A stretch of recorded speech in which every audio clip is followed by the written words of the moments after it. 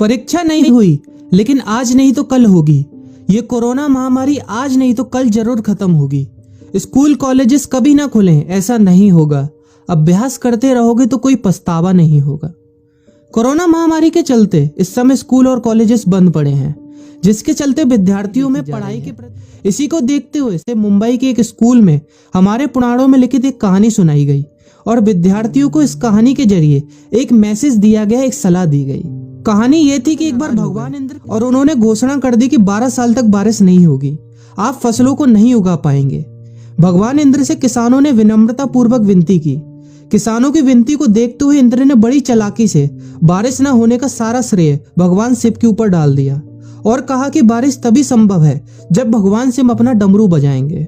लेकिन इंद्रदेव भगवान शिव के साथ पहले ही गुप्त रूप से चर्चा कर चुके थे और उनसे किसानों के साथ सहमत नहीं होने के लिए भी जब किसान भगवान शिव के पास बारिश के लिए विनती करने के लिए गए तो उन्होंने भी कह दिया कि बारिश तभी होगी जब मैं 12 साल बाद अपना डमरू बजाऊंगा। निराश होकर वापस लौटते किसानों ने 12 साल तक इंतजार करने का फैसला किया। लेकिन उनमें से एक किसान वापस लौटकर नियमित रूप से अपना काम कर रहा था, खेती कर रहा था, यहाँ तक कि बीज भी बो रहा था। अन्य किसानों ने यह देखकर उस किसान का मजाक उड़ाना चालू कर दिया। कुछ किसानों ने उससे पूछा भी कि आप अपना समय और ऊर्जा क्यों बर्बाद कर रहे हैं, जबकि आप जानते हैं कि 12 साल तक बारिश नहीं होने वाली।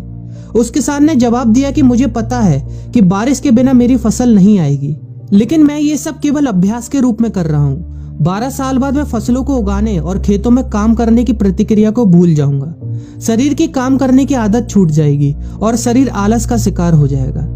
इसलिए मैं अभ्यास करता रहता हूँ कि जब 12 साल बाद बारिश होगी तो मुझे काम करने में मुश्किल नहीं होगी। जब इस किसान की यह बात पार्वती जी को पता चली तो उन्होंने भी चिंतित होकर शिव जी से कहा, आप भी 12 साल बाद डमरू बजाना भूल सकते हैं। यह सुनकर भगवान शिव भी चिंतित हो गए, इसलिए कहीं वो डमरू बजाना भूल तो नहीं गए, इसकी जांच करने की सोची और अपना डमरू उठाकर बजाने की कोशिश करने लगे।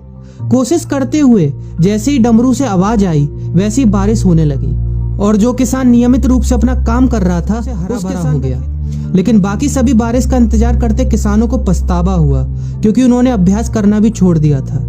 इसी तरह 2 सप्ताह बाद, 2 महीने बाद या 2 साल बाद लॉकडाउन समाप्त हो जाएगा, खत्म हो जाएगी। इसे घूरने या इस महामारी के खत्म होने तक का इंतजार करने से बेहतर है कि आप जिस कक्षा में हैं या जिस अगली कक्षा में जाने वाले हैं उसका अध्ययन करें। पुस्तकों का अध्ययन करके अपने कौशल को तेज करें। आपके पास जो ज्ञान है उसे और बढ़ाएं। इस समय का इस्तेमाल करें और ये सोचें कि आप और भी बेहतर कैसे कर सकते हैं, क्योंकि डमरू कभी भी बच सकता है। इसलिए अभ्यास करते रहें। अभ्यास ही गुणवत्ता का सार है। अभ्यास ही है जो आपको किसी भी क्षेत्र में पूर्ण बनाता है।